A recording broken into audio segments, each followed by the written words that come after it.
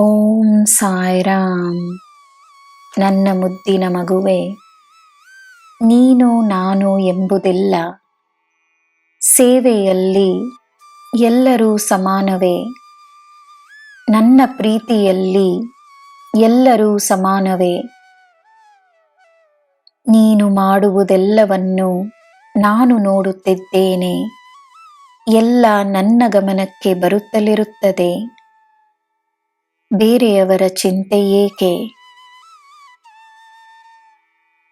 ನಿನ್ನ ಒಳ್ಳೆಯ ಕಾರ್ಯಗಳು ನೀನು ನನಗೆ ಅರ್ಪಿಸುವ ನೈವೇದ್ಯ. ಸೇವೆಯೇ ನೀನು ನನಗೆ ಮಾಡುವ ಪೂಜೆ. ನೀನು ಕುಳಿತಿರುವ ಸ್ಥಳದಿಂದಲೇ ದಾನವನ್ನು ಮಾಡಬಹುದು.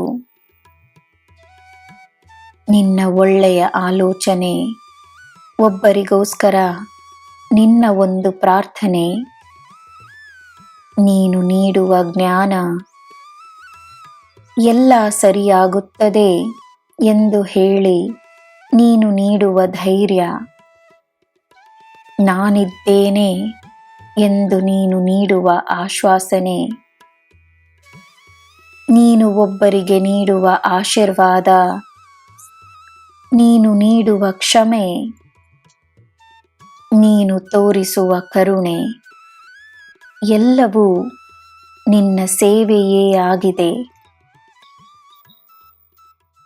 ನಿನ್ನ ಸೇವೆ ನಿನ್ನ ಪುಣ್ಯವಾಗಿದೆ.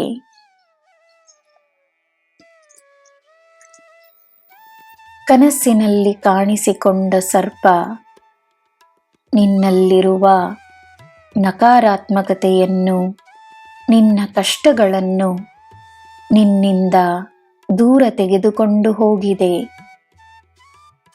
ಭಯಪಡಬೇಡ. ಶುದ್ಧತೆಯೇ ಶ್ರೇಷ್ಠತೆಯ ಮೊದಲ ಹೆಜ್ಜೆಯಾಗಿದೆ.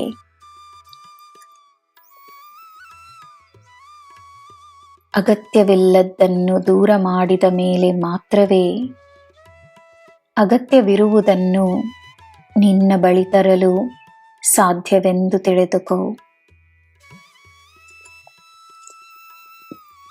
ನನ್ನ ಮಗುವೆ, ಪ್ರೀತಿಯಿಂದ ನೀನು ಕರೆದ ಮೇಲೆ ನಾನು ಬರದೇ ಇರುವುದು ಸಾಧ್ಯವೇ? ನಾನು ಖಂಡಿತವಾಗಿಯೂ ಬರುತ್ತೇನೆ. ನಿನಗೆ ನಾನಿದ್ದೇನೆ. ನಿನಗೆ ಎಲ್ಲ ಶುಭವೇ. ಜೈ ಸಾಯಿರಾಮ್.